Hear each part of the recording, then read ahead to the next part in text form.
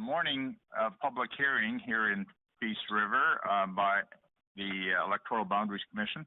First of all, by way of introduction, my name is Justice Dallas Miller. I'm the chairman of the commission, and I also serve as a justice of the Court of King's Bench in Southern Alberta. The commissioners to my immediate left is Susan Sampson, a longtime resident of Sylvan Lake, and an experienced municipal politician who has served several terms as councillor and mayor of Sylvan Lake.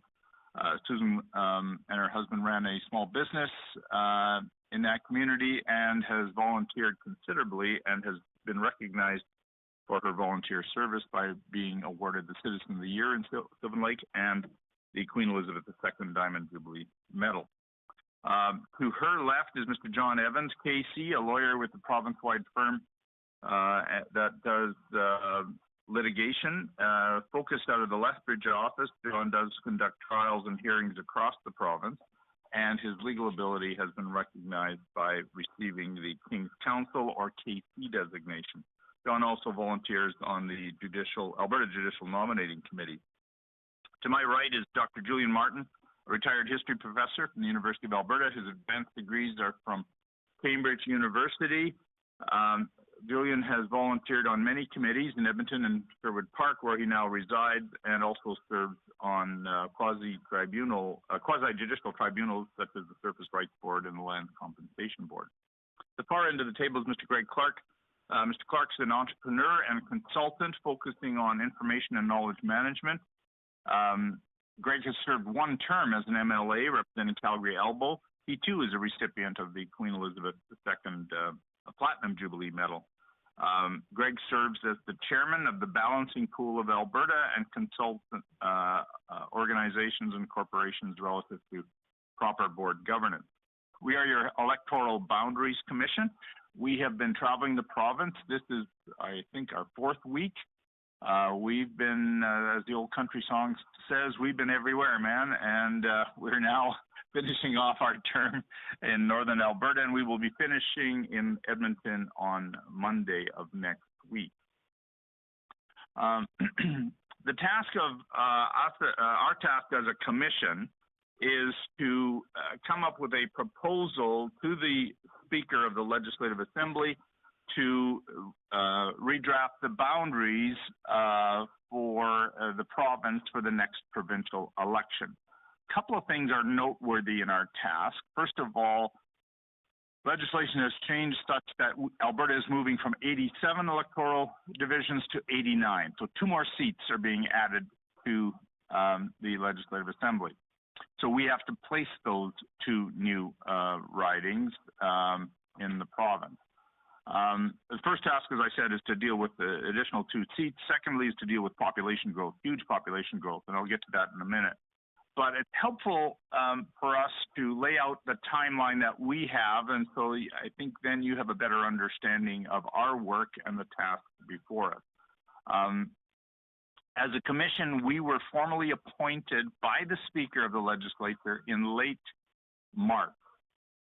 From the time of our appointment, the clock starts running. We are now on a timetable. We met in April on a couple of occasions to discuss process and schedules and a manner in which the commission will be functioning. And then in late May, we started our across the province tour of public hearings. We will, as I said, we will conclude those in next week. And then we have the task of sitting down and deliberating and beginning to write a report. And our report will profile each of the proposed 89 ridings and explain why we've structured the ridings the way we have, why we placed the boundaries, and we will deal with the population. That report, which has come to be known as an interim report, will be submitted to the Speaker in late October. It will be published in the Alberta Gazette and will be made public, and Albertans will then have an opportunity to respond to that report. We will then have a second round of public hearings, and that second round of hearings will probably be in the format of receiving written submissions leading up to Christmas, and then in-person hearings in January, and we will likely focus, because of the time of year, in the two major centers, Edmonton and Calgary, and we will also be doing virtual hearings at that level as well. After we hear that second round of public hearings and receive that feedback, we will then finalize a final report, which will then go to the Speaker of the Legislature, and the Speaker will table it, and the Legislature will then deal with enacting legislation based on our report. As you know, in the ridings, and I use the term riding, constituency, electoral division interchangeably. The proper legislative term is electoral division, but we often refer to them as constituency or riding. Each constituency has one member of the Legislative Assembly, and the people in that constituency elect that particular member to represent them in the Legislative Assembly. Again, by way of contrast, and by contrast is a good way to achieve clarity, I am referring to the last Electoral Boundary Commission report. That report came out in 2017, and in many ways, 8 years is a really long time ago when it comes to the issues that we're dealing with. That report was based on a population base of Alberta of just slightly over 4 million people. And to get an idea as to how that commission dealt with the electoral ridings, they were limited to the 87. They didn't receive any new ridings, so they relied only on 87 constituencies. They took the population of 4,062,609 Albertans and divided it by the number of ridings, and the mean average was 46,697. That's not the required number for each constituency, that's just the average, and we take that then, and within the parameters of that number, there's a minus 25 or plus 25 variance. So the target for the commission, for the legislature, is to ensure that the target population of each, or the population of each electoral division is in that range. That's what happened in 2017. Now, for us as a commission, we are relying on population data that has been verified as of July 2024. How do we get that? First, the legislation requires that we look and make reference to the most recent decennial census for Canada. The last census, formal census, was 2021. That is too old to just rely on by itself. What we've come to realize is that Statistics Canada continually updates the population data after each census. So since 2021, there's been updated data in terms of the population of the country, and specifically for us as Albertans. Plus, the Alberta government, through the Alberta Treasury Board Department, Alberta Treasury Board, not Alberta Treasury Branch, through their Office of Information and Statistics, further verifies and substantiates the Alberta population. So that work has been done on a regular basis, and the most valid and verified figures that we are able to rely on are the figures from July 2024, so just almost a year ago. That figure reveals that Alberta has a population of 4,888,723. We take the number of electoral divisions that we must deal with, 89, and we come up with that mean average of 54,929. And again, the target rate is 25% below, up to 25% above. So the range is 41,127 to 68,661. That's the target range that we are focusing on as a commission. Huge population growth over the last several years. It has not been spread evenly across the province and across all electoral divisions. Our task as a commission is to draw the boundaries, the electoral boundaries across the province in a way that provides effective representation. That is a key term for us to work with. Alberta and Canada and Alberta do not rely on the one person, one vote as our southern neighbors do. That's a very specific provision in their constitutional history. We do not rely on that principle. Rather, we have the principle of effective representation. Canada historically has taken a different path from our southern neighbors, and that's the key term. And just to reiterate the effective representation, that target range provides for effective representation according to the case law. Now, in completing our task, we have several instructions in the legislation. One of them is to deal, the primary one is to deal with the relative sparsity and density of population. Population is a very big concern for us, but it's not the exclusive or only concern. Other factors that Canadian authorities down through the years have been focusing upon is the common community interest. That is a big factor we'll be dealing with. We also considered certain geographic features. Those are particularly important in rural situations, but do come into play in the large urban areas as well. Communication and transportation lines are also features that we will consider when implementing new boundaries. Finally, our focus is to come up with a proposal that provides clear boundaries and understandable boundaries. The legislation also allows us to take into account any other factors that we may think is important in relation to redrawing the electoral map. Those other appropriate or important factors, no doubt, will come out as a result of our public hearings. We have learned so much about this province, and will take the many hours of public hearings and public representations into account as we review and deliberate and create our report. So now we're in Peace River. We want to hear from you. We are scheduled to sit here all morning. We don't have a full list.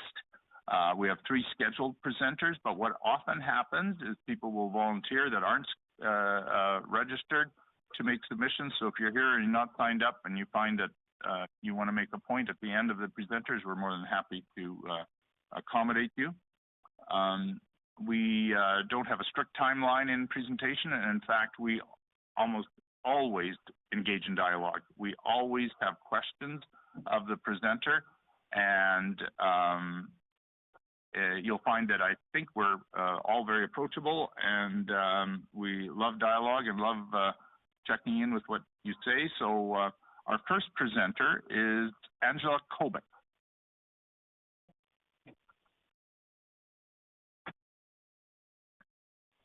Yes. Have a seat there. Just identify yourself and tell us where you're from, and proceed with your presentation. Yes, the microphone will pick up. By the way, I didn't indicate this is recorded. It is placed. The audio will eventually be placed on the EBC website.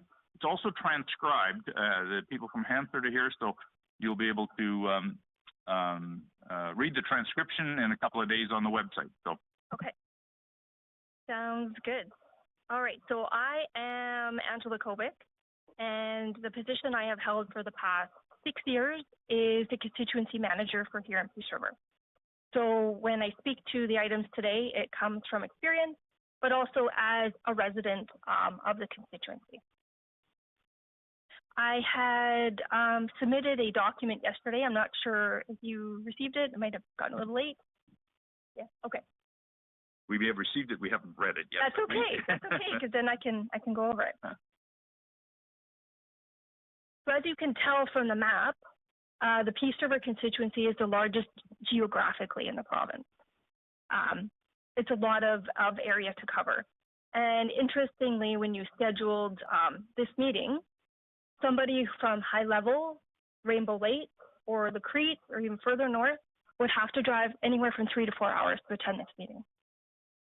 And that is if Highway 35 remains open due to a wildfire, which has been intermittently closed over the past few weeks. So that's a lot of driving and a lot of distance to cover. The Peace River constituency includes 6 urban municipalities, 4 rural municipalities, 4 First Nations, 1 Métis settlement, and 5 school divisions. If you compared that to, say, a Calgary riding, you may have 2 to 3 school boards. You have exactly 1 municipality, which would be like the city of Calgary. And you may not, probably wouldn't have a First Nation that you needed to represent as an MLA.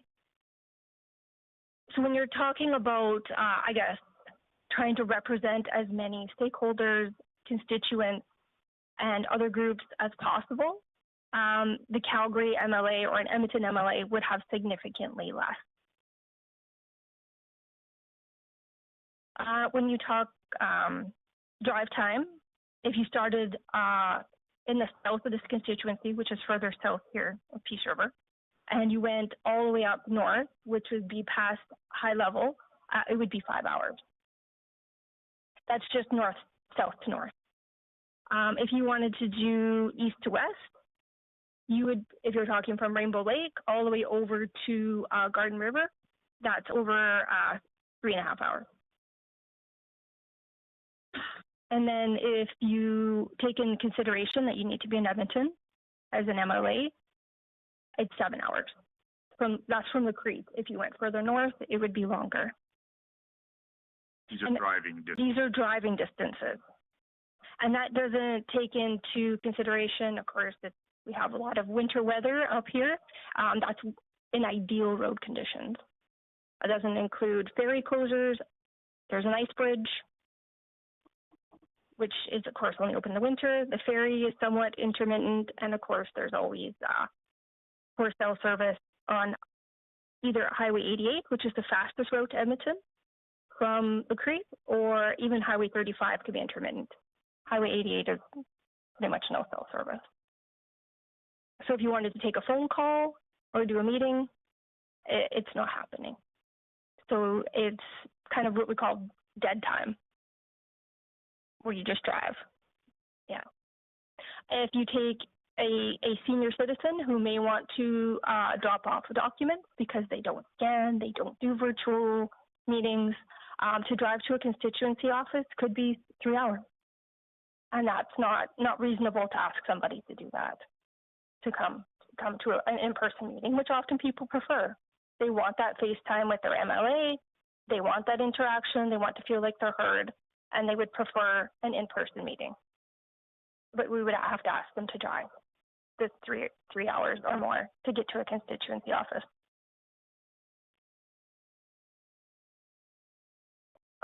The rural Albertans actually have more unique and diverse needs than maybe somebody who lives in the city. As a city MLA, you're probably not going to have to deal with agriculture or forestry. You're probably not going to have to deal with transportation because many of your roads are municipal. So in the constituency office, we have a whole varying needs. From the farmer who has, drainage issues, to some of our First Nations who have been evacuated. We have seen that every year in the constituency since 2019. We have had either a First Nation or a community evacuated every year since 2019, either to wildfire or due to flooding. We have a community evacuated right now, and they have been evacuated for several weeks, which was up in Chitay, one of our First Nations. So that's a significant impact on the residents when they are evacuated every year, and an amount of resources for the MLA and our office to provide that support.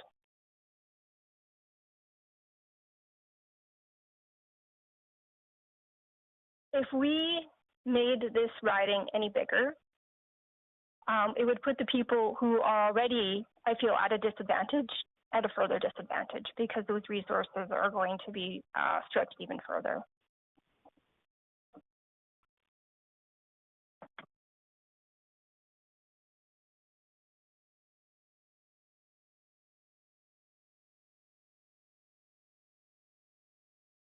If we look at the map,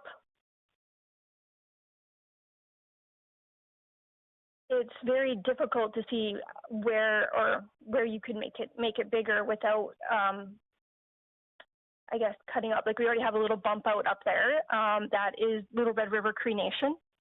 That is where that's why we have them, is because they're actually technically in Wood Buffalo National Park.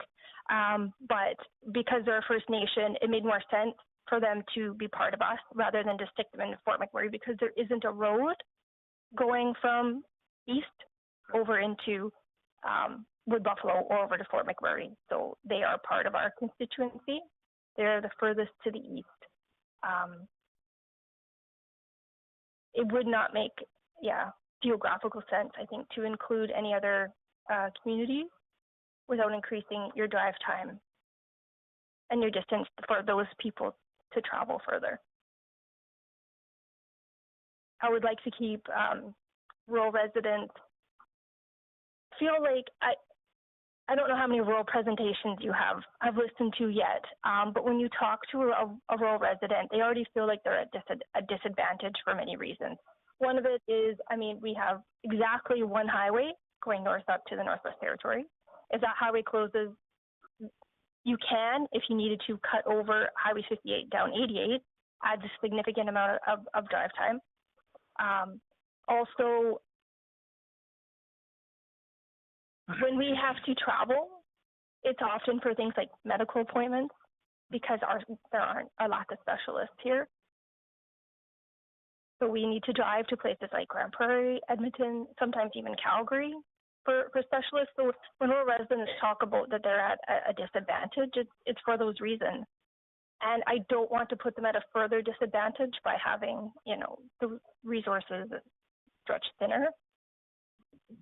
Just to give us some perspective, ma'am, how long is the drive to Calgary? It is 8 hours from Edmonton? here. And to Edmonton? It's 5 hours from here. Okay, yeah. So 5 to 8 hours to get to it. Okay. Yeah, from here. So if you're in high level and you need to get to Calgary, 10 plus. Yeah. Yeah. It's a big province. It's really big. Yeah, you don't have to work hard to convince us now. Yeah. So that's I guess the basic, what it comes down to is that to make it even larger would stretch the MLA and, the resources that the office can provide.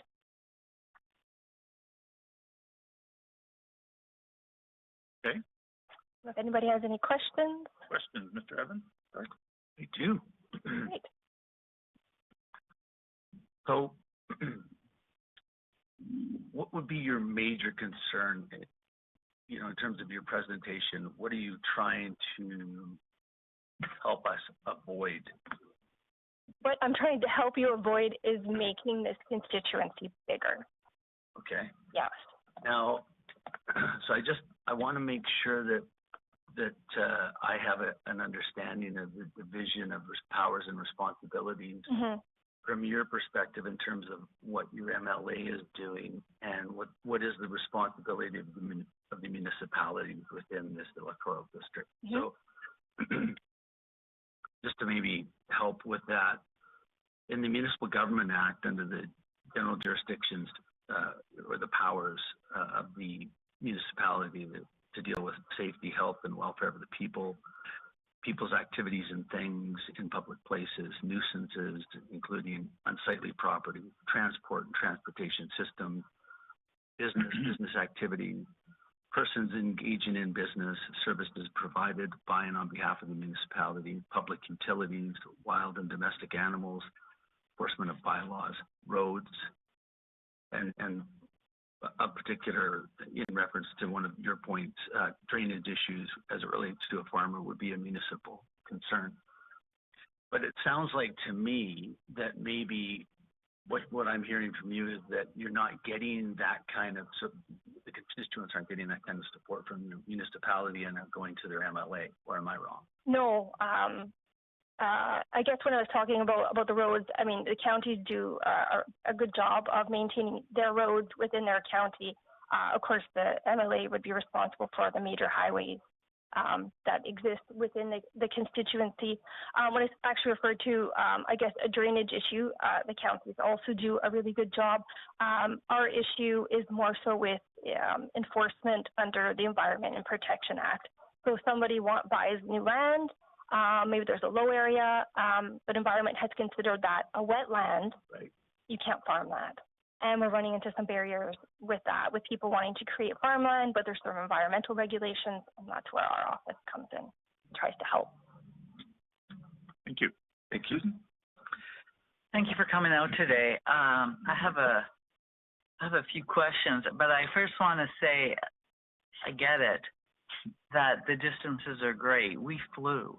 We did not drive. Okay. Because we can't make it from A to B in the time allotted. So Right. I get it. And when we flew over, I am amazed at the vastness of what I see. But I do have some questions.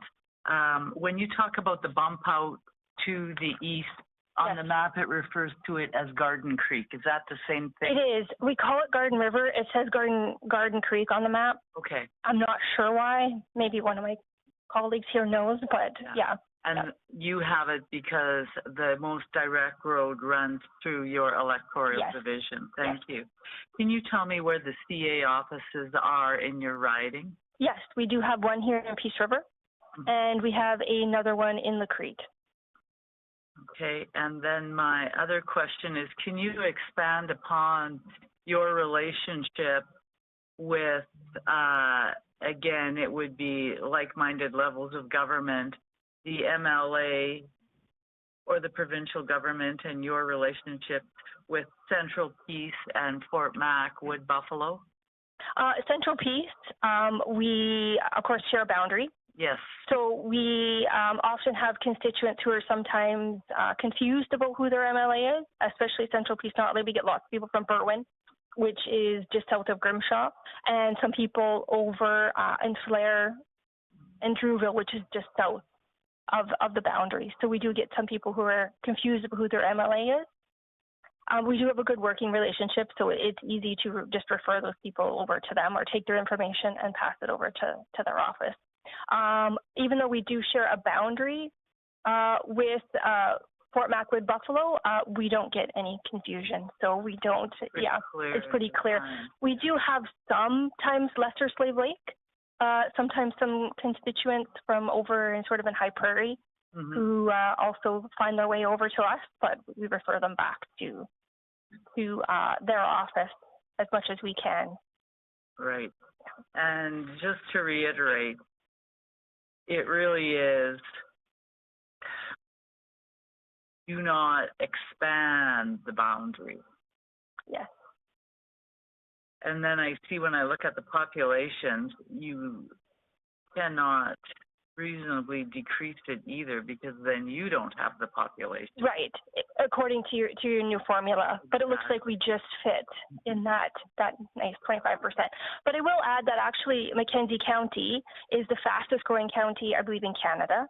They have a very young population.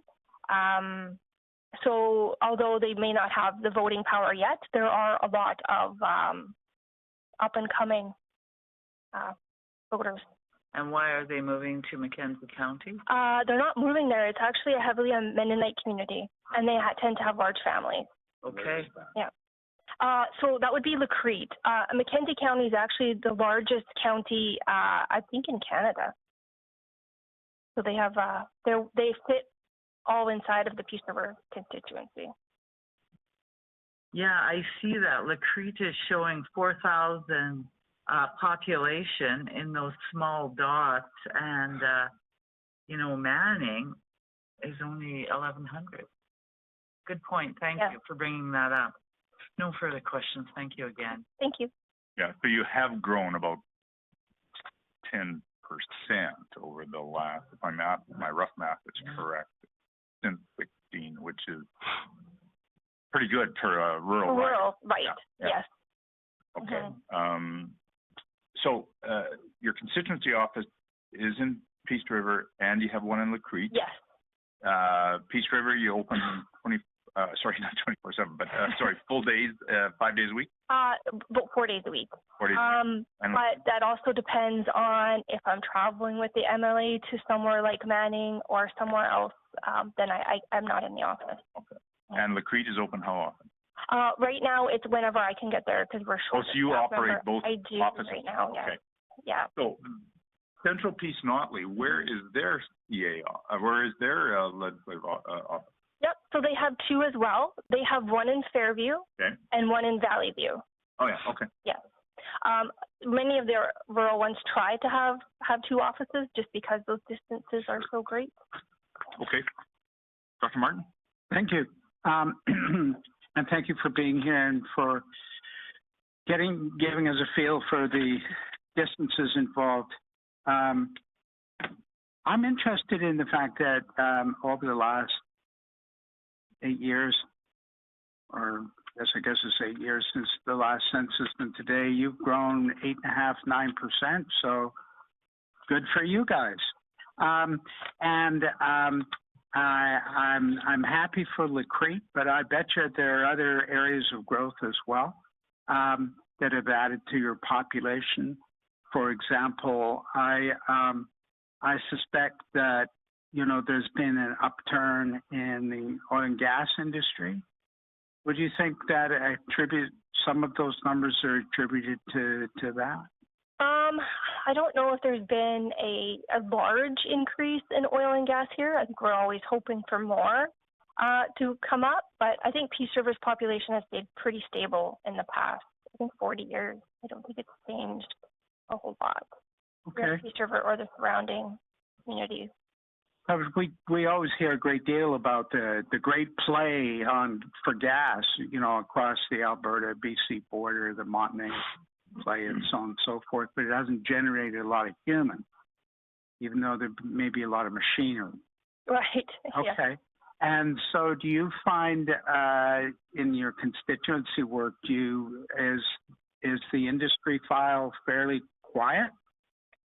As far as oil and gas, yes, we do deal more so with forestry and agriculture files. Oh, could you talk to me a little bit about that? I'm just very interested. Flying in gives you such a weird view of the land. So I'm glad for the opportunity to hear more about farming and forestry. You wouldn't mind?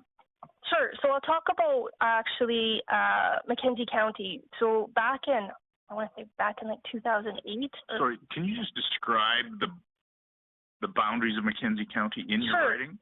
Well, go up into the map and. So Mackenzie County. Up there. Oh yeah, actually, is it back there on the blue there? Yeah. So Mackenzie County, you can see it in the blue on there. So the county of Northern Lights goes up to Paddle Perry Métis settlement isn't on here, but it goes right up to about right here. Okay. And then Mackenzie County is the rest, except for Rainbow Lake is its own municipality. High Levels is its own municipality. Lacrete and Fort Vermilion are part of Mackenzie County, and Mackenzie County goes down to there. It is right there, the boundary. Wow. Yeah. Okay. Very large. Okay, sorry, I just wanted to get. No, that's okay. Go ahead. Yeah. Sure. Oh, sure. Oh, yeah, awesome. Oh, even better. Cool. Thank you very much. Hey, it's small print. Magnifying glass. Can't have everything, dude. So the promise, I believe, back in, I want to say 2008, was to open up more farmland in Mackenzie County. It's a very slow process. There's indigenous consultations, there's environmental assessments, there's all kinds of things that are going to be happening. They're finally finished that, and now they're in the process of changing titles and, dividing out the parcels. And I believe I want to say, 200,000 acres. It's a large amount of land that will be going up for auction and then to be sold, cleared, and turned into farmland. So it's Crown land now, and it's supposed to be sold for farming. Yes. Yeah. So there will be a big push up there for some new farmers to expand. Of course, when you're clearing that land, there'll be some logging operations who will be very interested in those trees. There's already existing sawmills and logging operations up there. Now I know why the Mennonites did it. Yeah. That's very interesting. Mm-hmm. Anything more? Yeah, I just wanted to follow up about the forestry industry. Mm-hmm. One could fully expect logging and sawmilling set of operations. Is that expanding as well? It's held, I want to say, steady. We've had several sawmills around here and up in Mackenzie County. But with the clearing of these new acres, there will magically some expanded operations to help. And how many acres was expected to be? I want to do about 200,000 acres, I believe. Okay. It's a large amount. It's all in Mackenzie County. Yes. Okay. Thank you very much. Fabulous. Thank you. I've got a couple of quick questions. Well, maybe not quick questions. Other questions. Talked about you've got 2 constituency offices. You're one person. Yes. Would it help if you had more resources, more money? You were able to hire someone full time. Is that part of the constraint? That's some of it. We do. I mean, it's hard to find sort of, I want to say, the right person for the job. There's an enormous amount of trust. There's a lot of responsibility. I mean, I work alone, independently. So you have to be able to work under those conditions. I know a bit about that. It's such I think it's an underappreciated job, constituency manager. You really have to be plugged into the community. You get to know people. You need to know a variety of different stakeholders. There's like an air traffic control kind of aspect to it. Right. So actually, maybe I'll build on that a bit. I mean, my colleague, Mr. Evans, had asked about, what's a municipal role, what's a provincial role? And maybe I'll just ask you to reflect a bit on that air traffic control, right? So I imagine that oftentimes you get a question about something that is clearly municipal. Yeah. You don't just sort of close the door and say, go over there, right? You go to City Hall. You know what? Sure, let me help. And so then you make a call to your connection within the municipal area and say, this person has this question. Would you mind reaching out to them? Or I'm going to put them in touch with you. And right. So that's not a zero effort sort of endeavor. Right. Same as federal MP. That's right. And very often these things don't have clear lines either, right? There are aspects to the drainage issue which are municipal. Yeah. Culvert, why the heck is that happening? But then it borders on a wetland, except maybe it doesn't, except maybe it does. And so, yes. Right? Yeah. So especially here, I have a lot of empathy for that. So I think that's, sort of ties back to my first question of just sort of the resources, whether that's another staff person or part-time or some research or something. And having said that, it's outside of our scope. So that is something we can't make any promises on, but it's something we've reflected on a little bit, in particular in areas where previous commissions have made recommendations to the legislature to say, let's maybe look at that. Okay. And so that's certainly something we can think about doing as well, and just maybe pushing a little bit and to make that change. So now a couple of specific geography questions. You talked about Little Red River, Cree Nation, makes a lot of sense. We received a written submission from the mayor of Peace River. Okay. Asking to include Woodland Cree up Highway 986. And now at the same time, you've said, please don't make our boundaries any bigger. Right. But I guess I just wanted to ask your perspective on that. Would that make sense for us to do that? So Woodland Cree is about an hour from here, or not quite an hour drive to the east, straight to the east. And if we included Woodland Cree, we would have to include Lubicon. They are on the way through there. And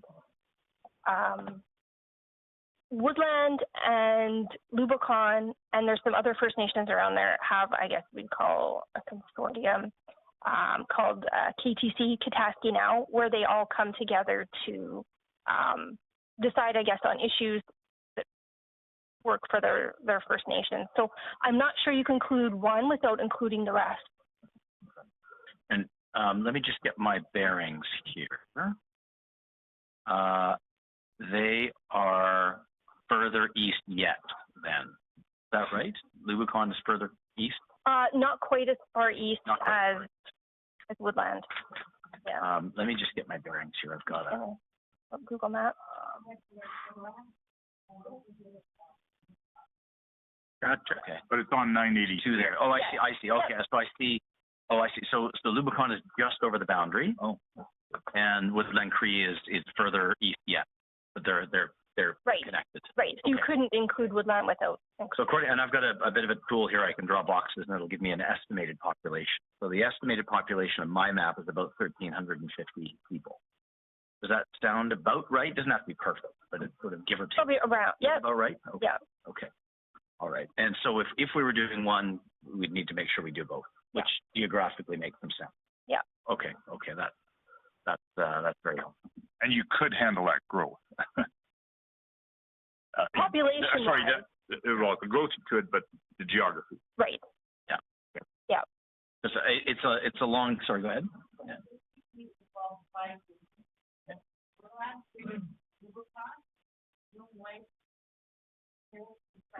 Oh. Okay. Okay. So 5 nations, 5 nations. Okay, that's really helpful. and you already have 4. Yeah. Which are all further north. Yeah. And Would you mind maybe just grabbing the microphone so our friends at Hanser can record this? I'm going to write it down as well. What are those 5 nations you mentioned?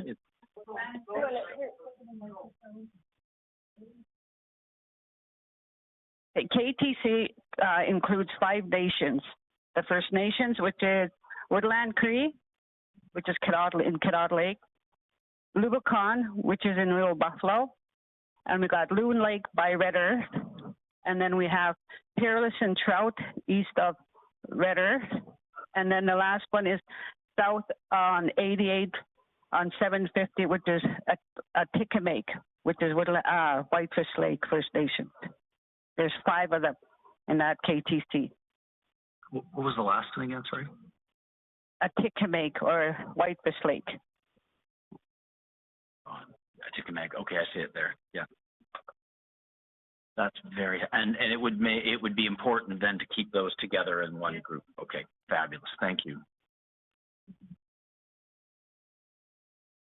which then would also include, if you're looking at it from a geographical perspective, Red Earth Creek. Just everything along that roadway then. Yeah. And then that's another municipality, which is MD of Opportunity. So now I'm seeing why a previous commission perhaps drew the line where they did. Yeah. Got it. Okay. Yeah. That's helpful. That's why we come visit. That's really helpful. Thank you very much. That's really that's incredibly helpful information. So thank you. Yeah, we always love it when an MLA comes, but more importantly, someone who organizes an MLA. MLA, right? Yes. So the MLA wanted to be here, but it just timing didn't. I would warn you, Ms. Kopik, that occupational hazard of constituency managers is they often end up being the MLA. That I've heard that's known to happen. Yes. So, don't say you weren't warned. Thank you so much. Thank you. Very appreciated. Our next presenter is Gayleen Whitehead. Yes. Okay. Well,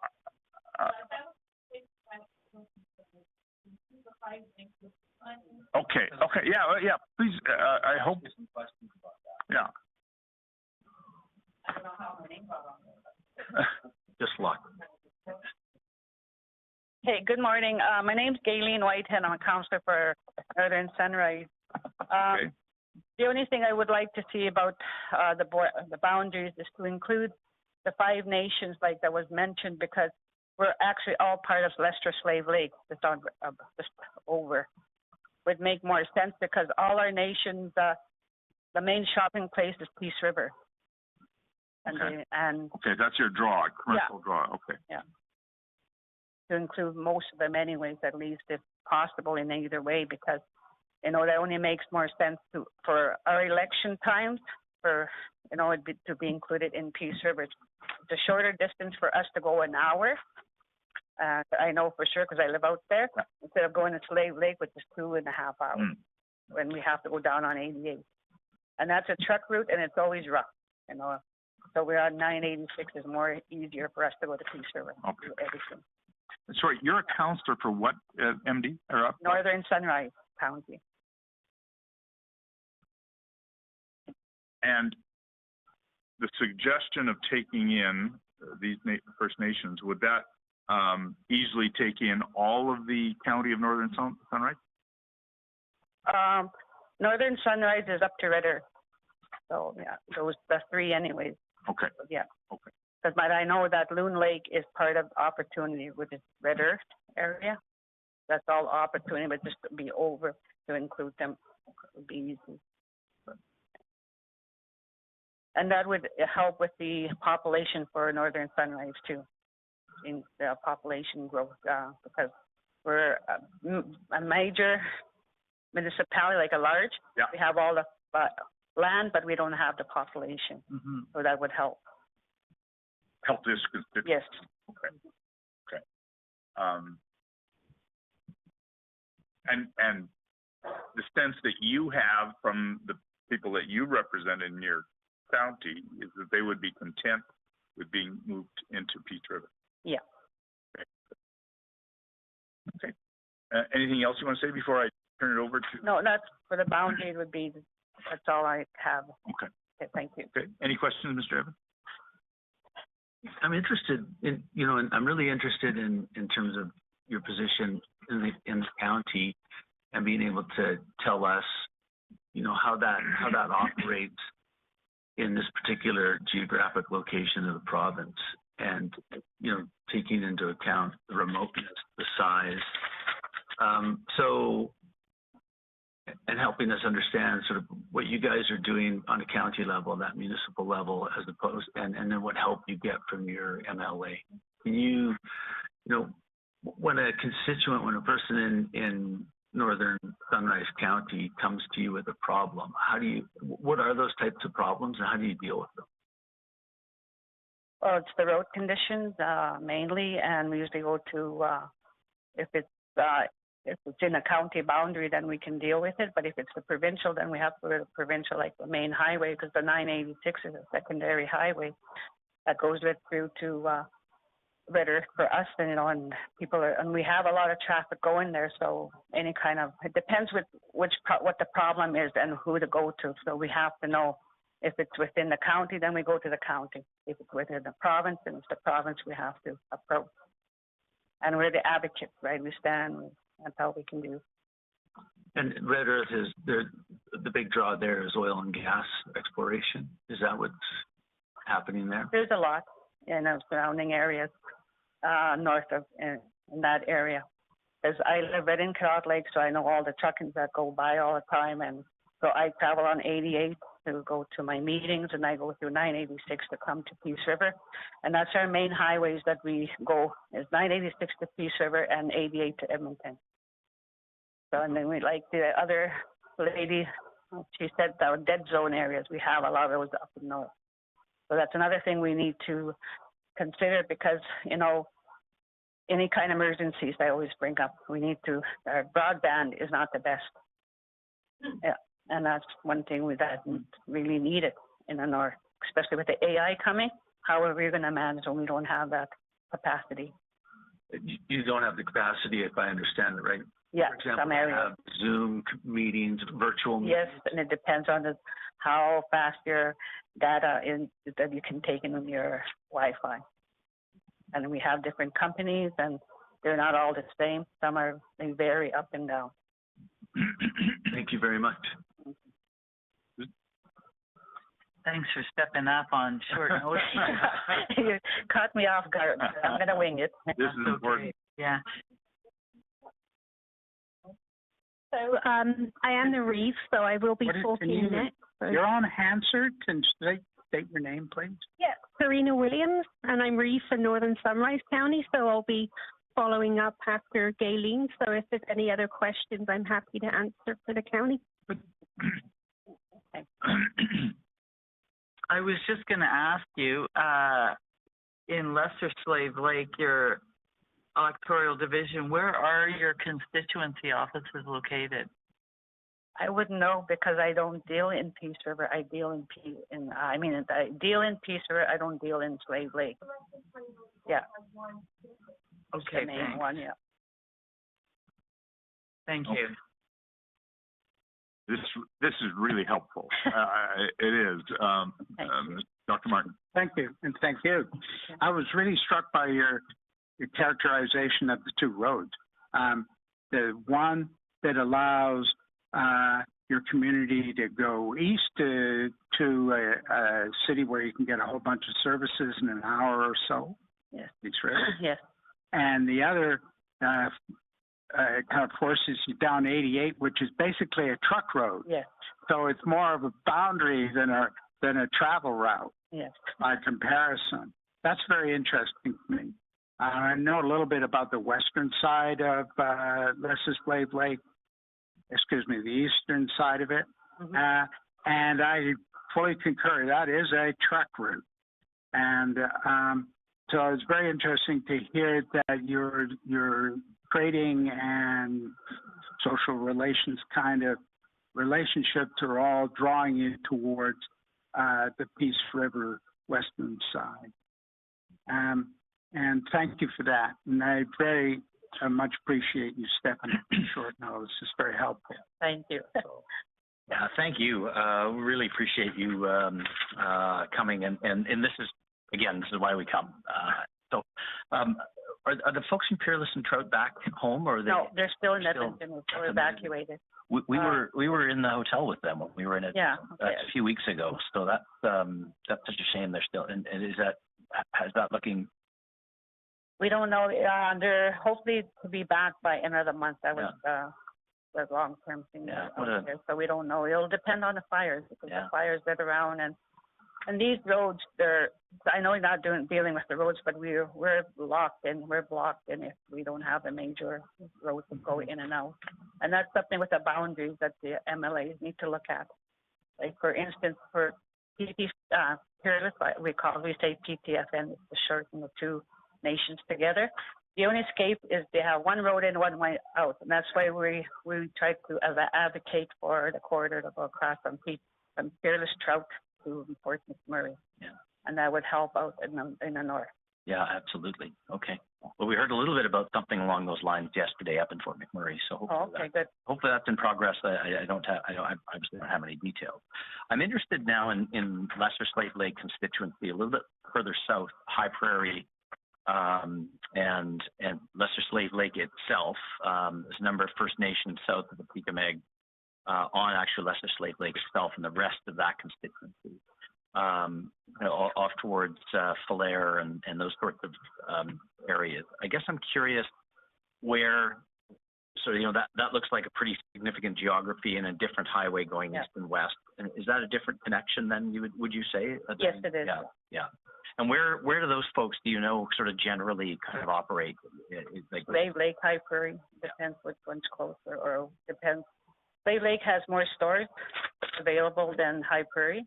And the same thing with our area. We have more stores than Slave Lake. That's why most of people come to Peace River. Slave Lake, High Prairie, getting my bearings here. Okay. Oh, I see. Okay. Okay. So you go where the things are available. Yeah, absolutely. Yes. Yeah.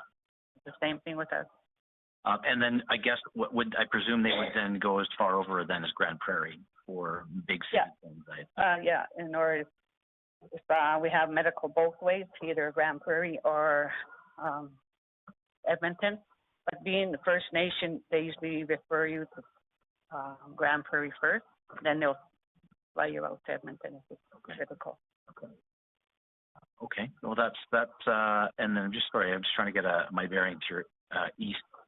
And then that east looks like we're off into Fort McMurray, kind of Lac-La-Biche territory going east, and there's not much in the way of roads out east. We have to go through Athabasca. Athabasca, right? Yes, you go down and then back up again. Okay. Don't cut across. And so that sort of catchment thing goes west, Falher and Valley View and the Grand Prairie and that sort of area. Okay, that's really helpful. Thank you so much. I really appreciate you stepping up on short notice. I don't know who put your name on the list. I don't know either, because I didn't even sign the board. We thank them for doing it. It's been really helpful. So thank you very much. Thank you. Have a nice day.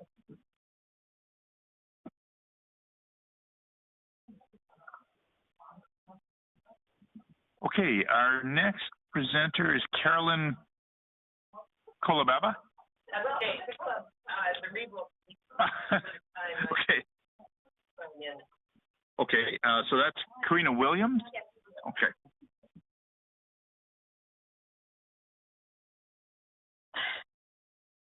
So Karina Williams, Reeve of Northern Sunrise County. And I see you have the map in front of you. So if you were to look at the map area of just Northern Sunrise County, we would be just slightly smaller than Belgium.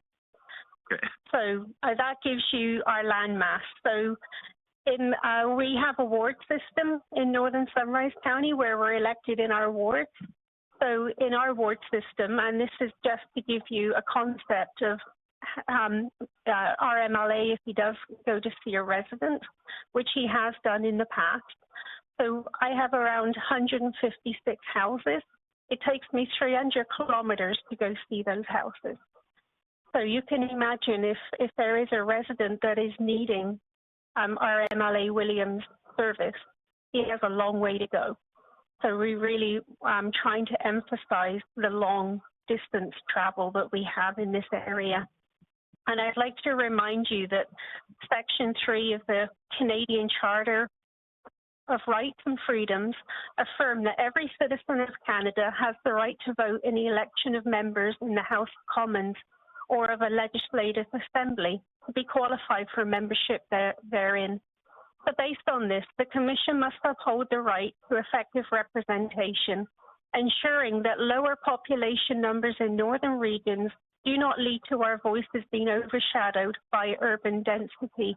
This is something we hear constantly from our residents, from a lot of the people I speak to, is they feel very lost in our rural representation, because when you have one of your earlier maps, you can see down south, there's lots of representation, but when you look at the north, you're looking at 1, 2, or 3.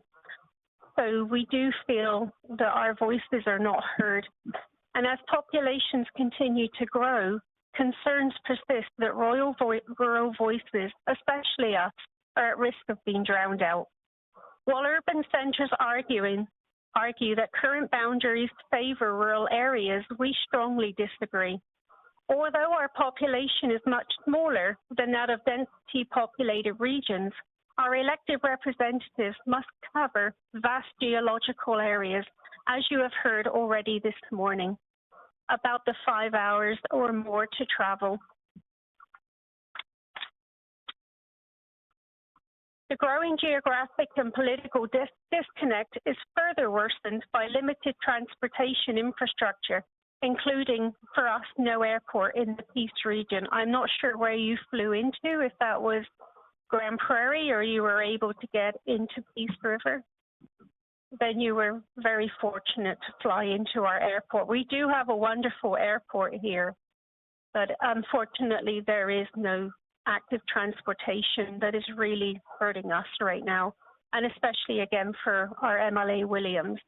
If the border, if you're looking at making this boundary even bigger, then again, we lose our voice even more. Rural areas are very unique, and until you've driven it, and I mean actually driven it, Premier Smith, she actually did drive around the area. She went from High Level down to Manning over to Peace River, and she was shocked. She told me how long and how sore her bum was. A lot of time in the seat. So it's something that we're really trying to emphasize to you today about the distance. And our oil and gas sector is extremely important to us. It's one of our biggest taxation revenues for Northern Sunrise County. So again, that representation is very important for our industries to have that voice. So the fair and effective representation, we feel, is fundamental to a democratic society, ensuring that all voices are heard. Population alone should not dictate representation. Instead, the vast geography, economic impact, and distinct realities of northern and rural communities must be considered. we continually advocate, as Councillor Whitehead has spoke to, about the connections for 686. That's a very important economic corridor, and that's something that MLA Williams is also advocating for us as well, because that is going to move, and it actually will help for egress too. When we do have fires here, as you can see in the north, we're very limited with that road structure. So if there are fires, it does can stop MLA Williams from actually being able to get to a community because the road is closed. So that vast factor is very big. And also, as we have spoken to, the blackouts, quite often you'll drop a call quite often, just sporadically. Even in Three Creeks, I can drop a call. So I can't imagine Minister William with his travel and trying to do his work as well, and including the distance.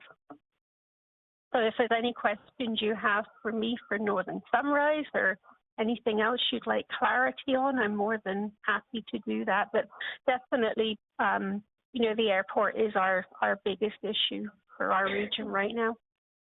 Your MLA, would he fly to Edmonton? Drive? We often drive. Because there's no real decent regular air service. No, there is none. Yeah. Unless he had a charter, which would be very, very expensive. Oh, yeah, it would be, right? It's yeah. what? They're not allowed to.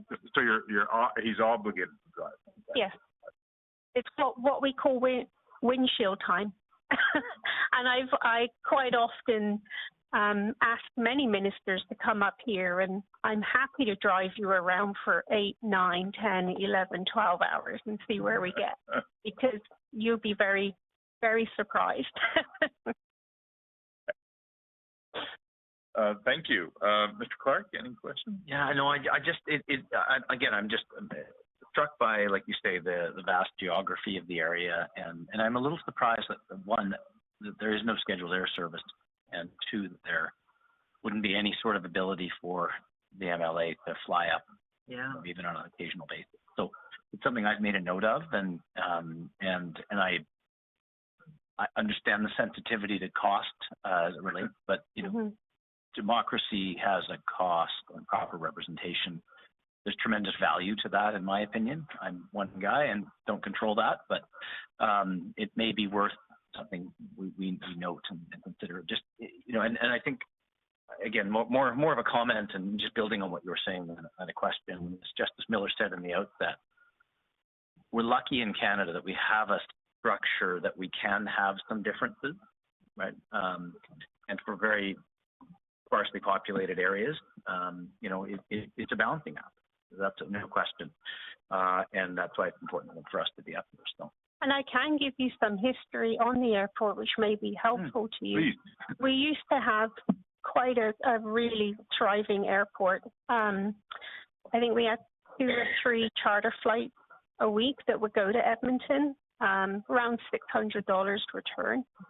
Then AHS came in and shut down the medevac. So that's what hurt our airport the most, is because that was removed. And because we lost that, the same person who ran the medevac ran the charter flights. Mm-hmm. They could not just do one. So AHS then gave the contract to another company that is here. They have an office in Peace River, but the airplane or helicopter is usually in Grand Prairie. It's not in Peace River. Hence, we lost our charter flights. So then it comes on demand to Peace River to be utilized. When it's required. They sometimes will have one in the hangar, but from our understanding, most times it's kept in Grand Prairie. So right now, the Peace River Airport is being run by a non-profit organization, and they're mainly farmer sprayers. So their flights look busy, but it's all their flights. So, and with that, we also lost NAVCAN, right? Because we lost that part of it as well. To get this airport back, we're all trying to work on it. Our regional municipalities are continuing to have conversations. We know how important this is, and especially if nuclear does come here, that airport is going to be fundamental. So we're continually trying to advocate, and Minister Williams is advocating with us as well. And the Premier does speak of airports are the disconnect is they cannot fund a non-profit organization, obviously. So that is where the issues arise, and our loss of charter flights, if that is useful. Yeah, it's helpful context for sure. So what year did that happen when the AHS? I think we were, Carolyn, were we 2019? Yeah, 2019. So it's been fairly recent. So that wasn't the case when the 2017 Electoral Boundaries Commission? No, because you would have had charter there at that time, and now we do not, and that's hence why we're talking strongly about the distance traveled, because it's all windshield time. So now we're proposing adding in a county and several First Nations, creating a larger riding, and you have worse transportation alternatives than you did in 2017. Absolutely. So, okay, where did I butt in? Sorry. Any more questions, Greg? Thank you. No, thank you. Julia? Merely to say that this is seemingly tangential to our work, but it isn't. And certainly it helps us understand the boundary conditions, so to speak, as to how far you can shrink or expand an electoral district, given the practical realities of proper and effective representation within it. So we will probably be adding some comments about this in our discussion, our textual discussion of the writing in the body of our report, because these are important things for people to know about. So we don't have a direct advocacy on these things, but we can help raise the consciousness around them. Yeah, and could you bring up the map that has all the people?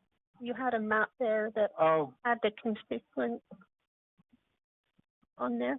I can't remember what slide it was. I don't have my glasses on, so I can't. Oh, that was either.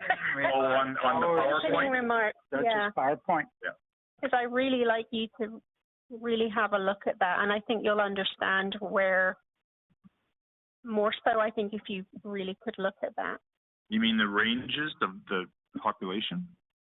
No, I think it was an illustration. This one. Oh, okay. This one. So when you really look at it, you'll see where we're trying to explain to you north to south. So we always hear the south gets, as we say, and this is just coming from us, the south gets everything, the north gets nothing. And we feel that's purely due to lack of representation. Because when you look at how many people are down south, and you look at northern Alberta, we feed and we fuel the province, and we feed and fuel the country. And our representation should mimic that as well. Our voices should be just as strong, and we feel honestly that they're not at the moment. I get very passionate about this because I do constantly hear that Edmonton is northern Alberta, and I will tell people no. Well, you'll be pleased to know that in my general introductory remarks, I often refer to Susan as coming from Sylvan Lake, which for a southerner is central Alberta. I didn't say that today. I didn't. So I didn't make that mistake. And I appreciate that. But no, today. You're exactly right. We think Edmonton is the end of the province. And this has been very helpful. I was recently in Ottawa, and it was surprising how many people didn't realize anything existed past Edmonton. I really think they thought we're horse and cart. After the fur trade, there's nothing happened. Anyway, I won't go off on a tangent, sorry. Anything further, Julia? After me, thank you. Thank you. I just want to ask you to comment when we are asked to look at the First Nations people and their settlements to the east. How do you feel about that balancing act with poor transportation routes and the greater increase not only of representing those people, but of reaching out to them and seeing them and all the things that representation requires? Give me your comments on that. So while I understand representation for all Indigenous and Métis is really important, I do, unless that boundary is changed so that it either comes up and goes out, or it's a way that it could be changed where it's not getting bigger but a different configuration, that to me, I could understand that, because the town of Peace River is very important, as Councillor Whitehead had spoke to that. So I could see that being a possibility, but just to make it bigger, even bigger still, is really takes away our rural voices. And again, I'll remind you of that previous map of what it looks compared south to north.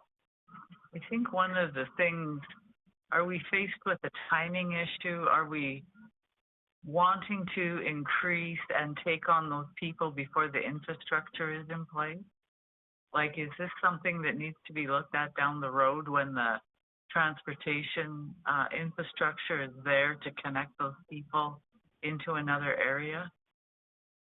To me, it makes sense to have a look at it now, because that road, it could be 10 or 12 years down the road, because right now they're telling us 3 years for all the studying. So again, I really do believe if nuclear comes here, that's going to be a whole different conversation again, because that's going to really increase numbers. And you haven't talked about nuclear, you've just alluded to it. Did you want to expand on that topic? The only, because I can expand on it, but ultimately the provincial and federal government obviously make the final decisions. But as a regional municipalities, we have a PREC, which is East Region Energy Committee, and we've been advocating, as well as Minister Williams, of having nuclear here. They are looking at placing nuclear in Alberta, and we're really advocating that we would be the best, because we have the Peace River, which is only 2% allocated for water, and it would sit in mostly likely the county and Northern Lights, but they do have a second site in Northern Sunrise County, again, close to the river. So they're looking, I believe the numbers are around 20,000 for construction and 3,500 to run it.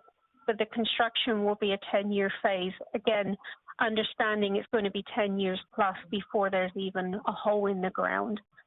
You're still going to start having people come up to do the geographical studies and all the other bits and pieces that go in nuclear. I'm not a nuclear specialist, I can tell you that, but we're looking at the economic factor. This is where our drive is purely for the economic factor, and we do understand that will increase numbers greatly. Thank you. Thank you. Before I go to Mr. Evans, before I forget this, who is which body is the main negotiator or person on the ground that would know the most about this nuclear project? Would it be your council or Northern Lights? So Reeve Hungarian is our chairperson. He's our spokesperson, and he's the Reeve of County and Northern Lights, Terry Hungarian. So he's our spokesperson. And we're working very closely with Energy Alberta, and they would be the builders of the nuclear. They would not be the proponent. They're the Energy Alberta is having continued conversations with government, and MLA Williams has been part of those conversations. Okay, thank you. Mr. Evans, any questions? Yes. What was the acronym of the Northern organization that you guys have? Oh, CREC. CREC. I always got to be careful how I pronounce I it. was thinking the very same thing. That's why I wanted to get it right. And it stands for, sorry?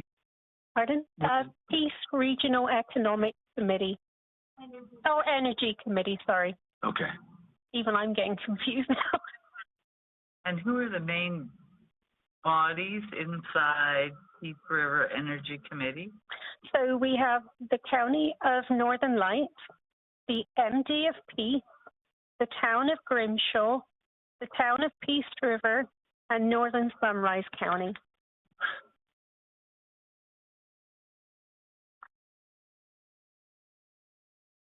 But someone on behalf of that regional group send us something in terms of expected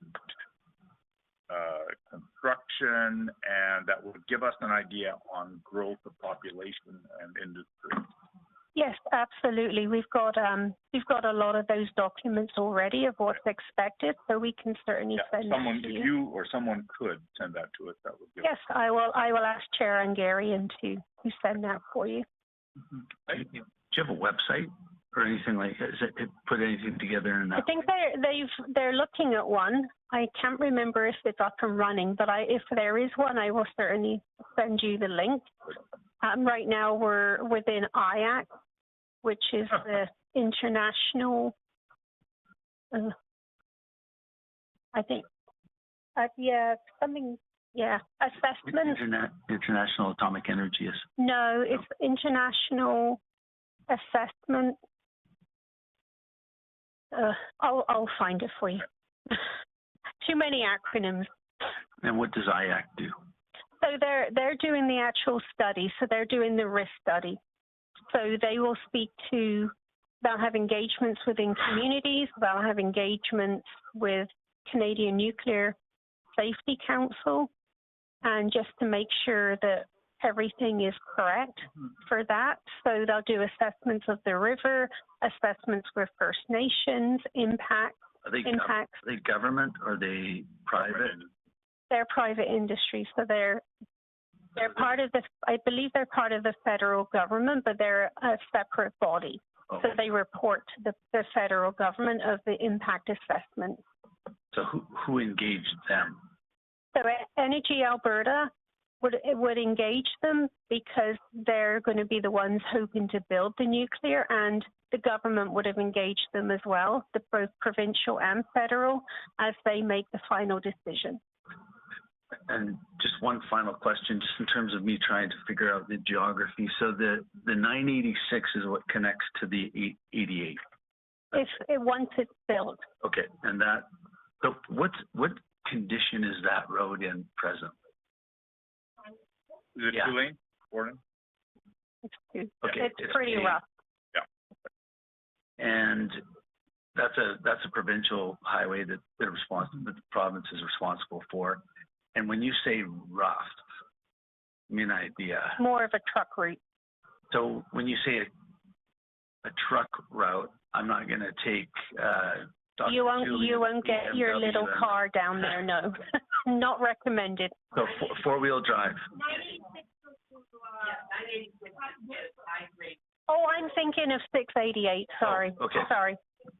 686 is what I'm thinking of, sorry. Do you want to come on up? Yeah, sorry, I've got my highways confused. So 686 is the economic corridor that we're trying to get that will connect Fort Mac. 986 connects to 88 and will take you over to Manning in that area. But they are truck routes still. It is a twin lane, and it can be difficult to pass. Can I just get back to what is the purpose of the nuclear power that you're working towards? Is it to provide energy for this region, energy for the province, or what's the ultimate purpose? Yeah, it's energy for the province because of all the new data centers that are looking at coming into Canada. Okay. And it will be energy for Canada as well, because we're all aware that our electrical grid will not handle the population boost and what's going to be coming. So Canada is already looking at nuclear. In the east, you've got the Bruce Power. So for the north here, we're hoping, and that's where our committee is trying to work toward, and that will increase population and demand, and that's the connection to the airport. Okay. Thank you very much. And if you could maybe do that little bit of homework and Absolutely. get something written to Erin for us, that would be helpful. Yes, Fred, we've got all those reports. So if I can encapsulate what I think the commission has heard, first of all, do not enlarge the electoral division geographically, except that, okay, maybe we'll bring in the County of Sunrise with those 5 First Nations, right? And you may have some population growth so that the next Electoral Boundaries Commission may have to trim it back because of the population growth and and the boundaries. Is that a fair assessment of what we've heard? I would say that's, yeah. Yeah, and Northern Sunrise County, we're already in the boundary with MLA Williams. So. Yeah, we're one of the odd ones. Yeah, okay. We're cut, yeah. Okay, well, thank you very much. Well, I should just make sure, is there anyone else here that hasn't presented? I think Councillor Lauren, and I don't know if Councillor Colababa would like to, but Councillor Lauren is our expert on oil and gas, so he can certainly give you much more information than I do. Good. Thank you for your time today. Thank you for listening. Thank you. Good morning. Thank you for that introduction. No pressure applied there. Well, what I like to tell people that haven't registered and come up and present, we don't charge you extra. So just state your name and your position and where in the riding you live and proceed. My name is Art Lorne, and I'm Deputy Reeve with Northern Sunrise County. And I live outside of the hamlet of St. Isidore.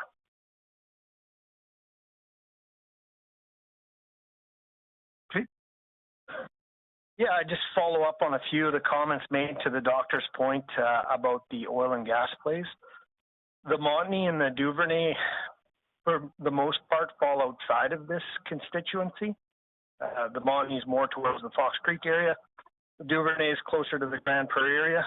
I raise the oil and gas consideration, especially around the corridors side of things. I hear our Premier talking extensively about the importance of expanding on resources, and obviously with less people here and less advocacy and less representation, the understanding of the importance of the resource development in this part of the world is becoming less understood by the masses and making it more difficult for people like our Premier to advocate and convince others how important this is to the benefit of all Albertans.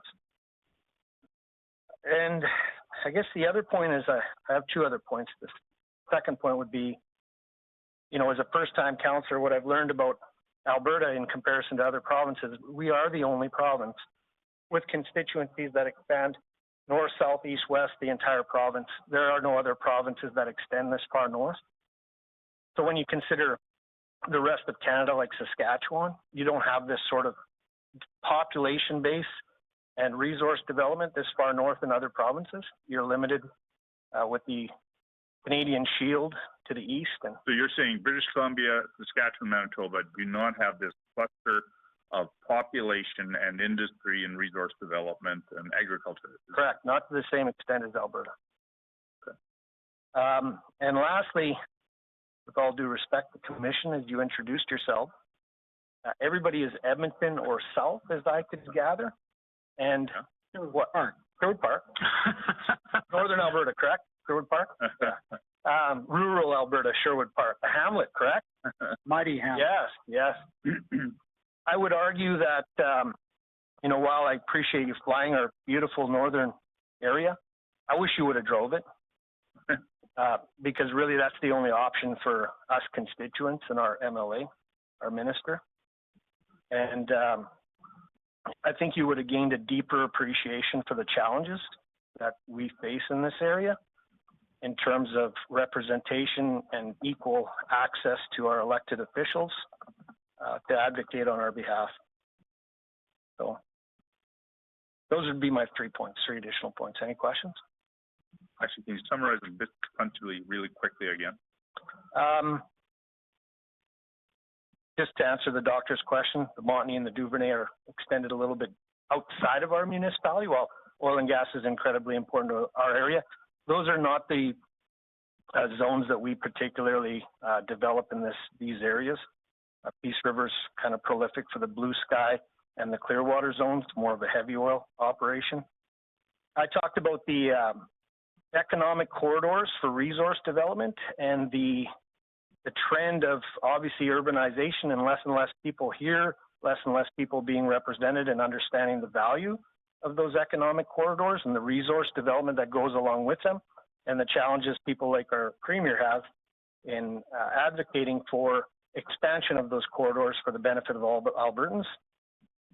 Secondly, I talked about Alberta having constituencies extending north, south, east, west in a much more broader sense than any other province in Canada. So if you, as you reflect on this and possibly compare us to other provinces, we are uniquely Alberta. We're different. And then I would say that, you know, the flight situation, the airport challenges, the logistics around getting around and seeing things, and you guys experienced it firsthand. You flew out here. And I wish you would have drove out here and drove all over this beautiful area. But what you would have done was would have spent twice as much time as you have at this. And it's not insufficient, right? Time is important, and so is our minister's time, our MLA's time, and so is our constituents' time. So we just plain and simple don't get the same representation. So I listened to Angela speak. I think it's very clear we can't expand. We can't take on more. That would seems like insanity to me to take on more area. We're already stretched to the max in terms of time it takes to get around. While the formula works great in populated areas, it falls apart completely in areas like ours. So I beg of you to consider all of those things when you think about our area for the benefit of the people in this region. Thank you. Okay. Thank you. Mr. Evans, any questions? Yeah, and a comment. So you're quite correct in terms of on the face would be the lack of northern representation on this commission. However, I'm a bit of a chameleon because I am familiar with northern Alberta, and that means beyond the mighty hamlet of Sherwood Park. So uniquely, although I reside in Lethbridge, as the chair indicated earlier, I litigate all over, not just Alberta, but Western Canada. So, and even more uniquely, we have offices in Fort McMurray and Grand Prairie. And as part of my responsibilities previously, I spent a week a month in Grand Prairie for 5 years. And I litigated in the Peace River region. So I have this and all the way over into northern BC. And as well, I spent a week a month earlier on, 10 years ago, in our Fort McMurray office for approximately 3 years or 4 years. So I have a bit of a flavor and have driven these roads and understand not only the uniqueness of the northern people, you guys as a community, but your ability and willingness to travel vast distances and think nothing about it. 4 hours is nothing. 4 hours for somebody in the south are thinking they're going to have to get a hotel room. You guys would drive 4 hours, to Grand Prairie. Head to Costco.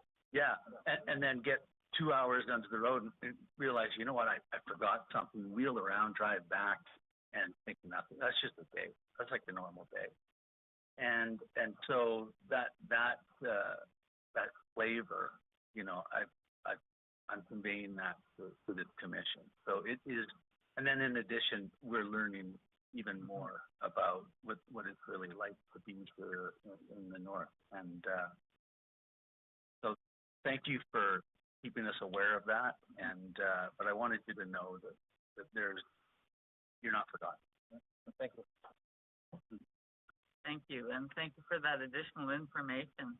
I think what really resonates with me is when you say everything falls apart when we start looking at these boundaries, and it really does. I had a hard look at it well before I came here, trying to get an understanding and what happens in one area to compensate, for example, to get the First Nations in with better representation, ripples down and affects everything, and so, our starting point is always the population, and when we look right across the board, east to west and the north, the population just isn't there. So we will do the absolute best we can for the few people that live here. Thank you. Thank you.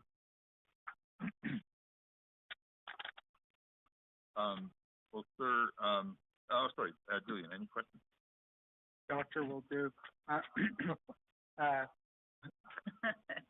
No, not really. I couldn't pass that up. Thank you. Greg is fine. Greg. Hi, Greg. How are you?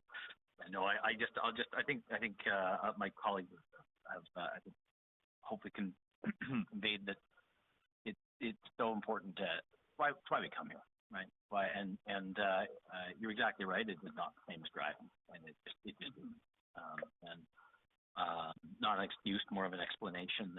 Part of we're in 6 different places this week, and part of it is, to almost to kind of like put a face to the name, right? Because it's one thing, we've got tools and data, and you can draw a line in a map, and you can get a population. That's it's just numbers, right? And that's part of it, but it's a small part. And I think actually coming and hearing from folks like yourself,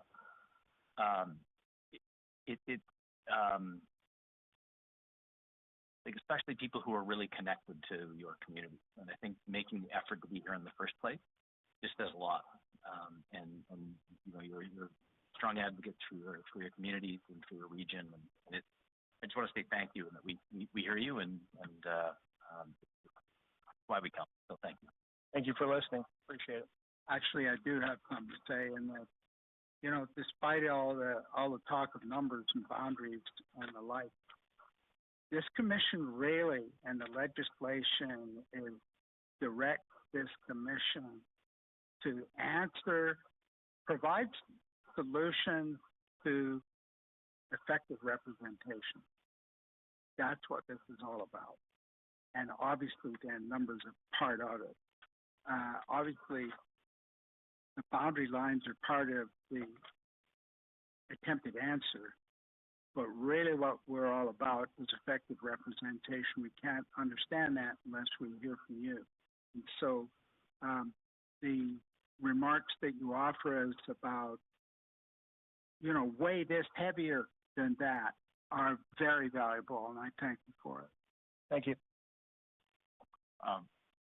Hearing the presentations this week and this morning just reminds us that we should thank heavens that we do not have the one person, one vote system as our neighbors itself.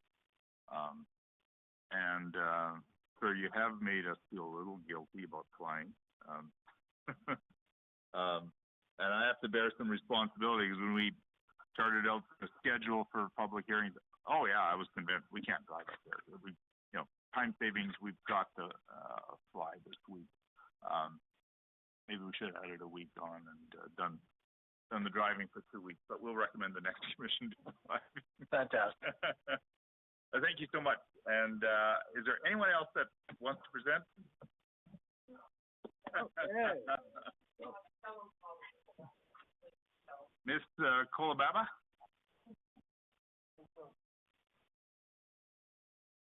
Yes, I'm Carolyn Kolobaba. I am a counselor for Northern Sunrise County, and I also chair PREDA, which is Peace Regional Economic Development Alliance, and also NALE, Northern Alberta Elected Leaders. Okay, can you slow down and give us those two again? One is PREDA, PREDA, which is Peace Regional Economic Development Alliance. Okay. The other is NAEL, N-A-E-L, Northern Alberta Elected Leaders. So I would just like to say to you that the Peace Country in itself, in this division here, along with the Fort St. John and Dawson Creek Peace Country, produce more grain than the whole province of Manitoba.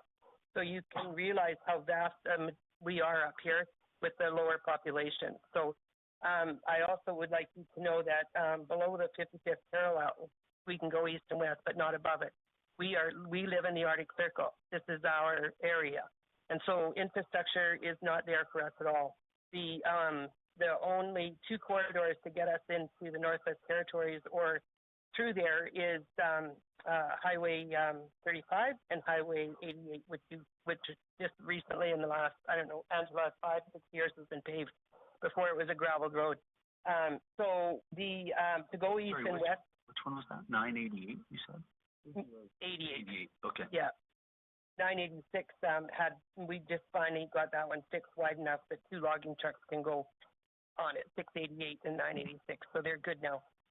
But the our MLA, we're going to burn them out too fast, too quick if we consistently change these boundaries. I've been elected for 26 years, and this is not the first time that we sit at this table, and it certainly wasn't the first time for when the MPs wanted to, the boundaries had to be changed. And so every time they look at that, and it's all based on population, well, it can't anymore. You have to start recognizing the infrastructure we have and how we commute to get from A to B. The rail, we only have one rail, and it's CN. So, you know, we don't have all of the maybe capabilities of infrastructure that below the middle of the province happens to be Swan Hill. So you guys, Stewart Park, you're not cutting it at all. So that officially, because there's been some battle controversy on it. You guys go on the map and have a look. It's Swan Hills? Yep, go on the map and have a look.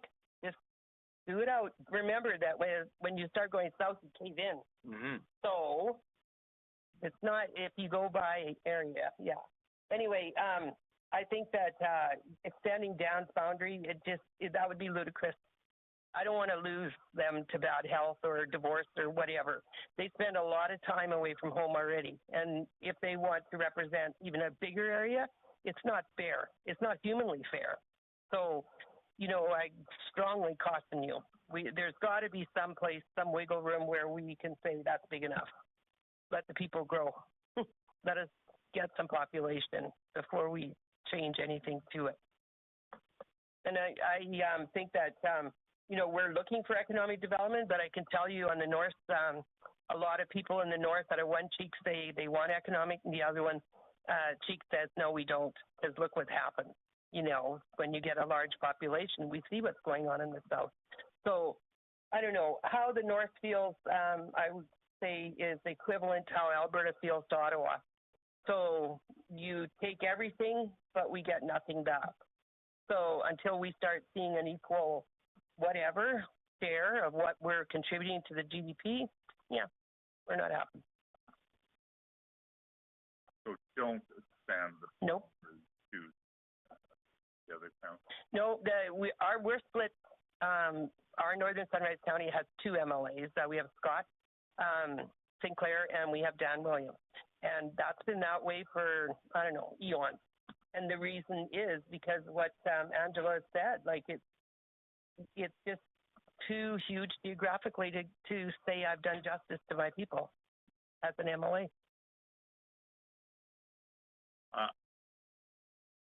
I believe you, but I find it staggering of the grain production statistics that you. Yeah, and the oats have the highest protein value because we have the longest days of sun. So we produce great oats here, and it's sold all over the world. So are you just to understand, you're saying the entire Peace Country, stretching into BC, produces more grain than the entire annually than the entire province of Manitoba? Correct. What was the starting? Well, you said it was from here to Dawson. Fort St. John. Yeah, because that's the Peace River side on BC side. They have a Peace side as well, and they call it that. Right, and so it's from where to where? Peace River. Okay. From this riding here, because Fort McMurray, they don't have very much of that grain. But our riding all the way over to Fort St. John and Dawson Creek, that spans in there, that's the production. Okay. Just to clarify, you're in favor of the 5 First Nations being joined into the Peace River? You're not. No, and he can't service them.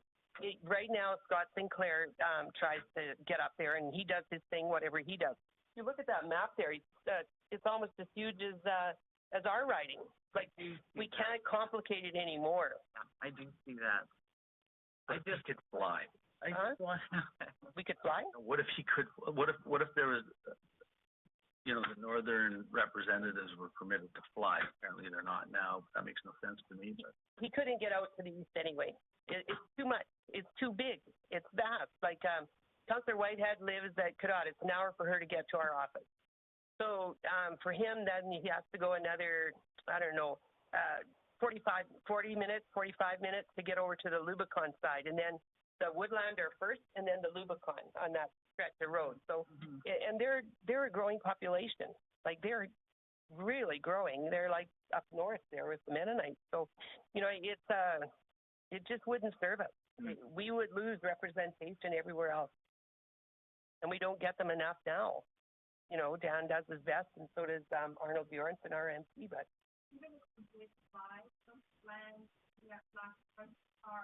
yeah, you wouldn't get anywhere. Lack of amenities. For a rental car, even if we did fly over, it's not as easy as, it would be nice, but once you land, you don't have a rental car or accommodation or. Are there airports? There is high level. You can have out of there, but their flights are what? Tuesday, Thursday, Saturday, high level. Yeah, it's not every day. Again, you would need a vehicle or somebody to pick you up on the ground, or a rental car. And actually, in our agreement, we're really limited on rental vehicles. I think it's 3 times per year, 3 or 4. It's not a lot. I'm thinking more in terms of charter. So, are there airports closer to these communities that are? You might find a landing strip, but not an airport. Okay. Yeah. Okay, Julian, any questions? No, thank you. No, thank you. I think it's message received loud and clear. Thank you. Could I also add a comment that you'll notice here that we have lack of public transportation. We have very limited bus service here. So even if an MLA could jump on a bus if he's allowed, we don't have it. We don't have that kind of transportation. So that is another limiting factor for us.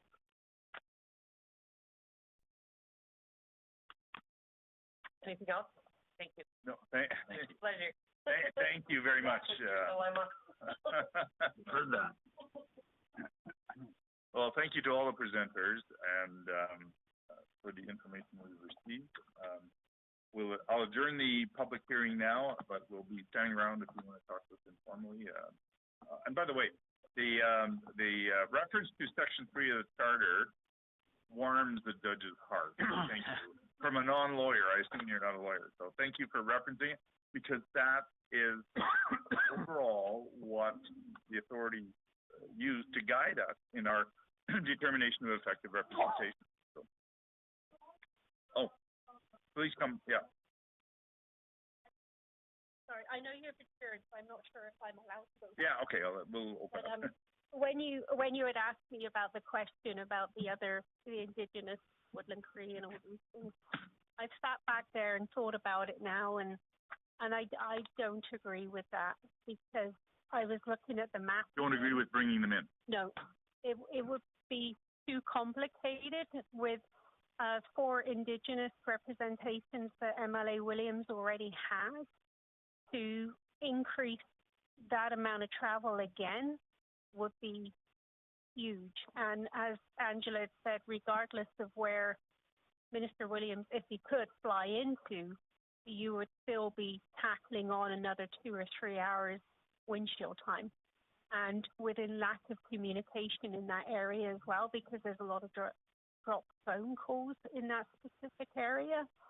So that wouldn't work. So I just sat back there and wanted to clarify my opinion on that. So I do think that's important. Yeah.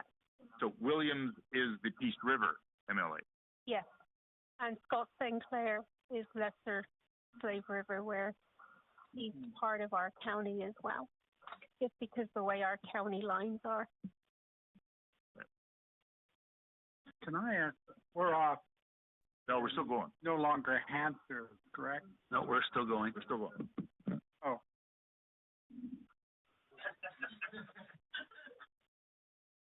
So you want a sidebar?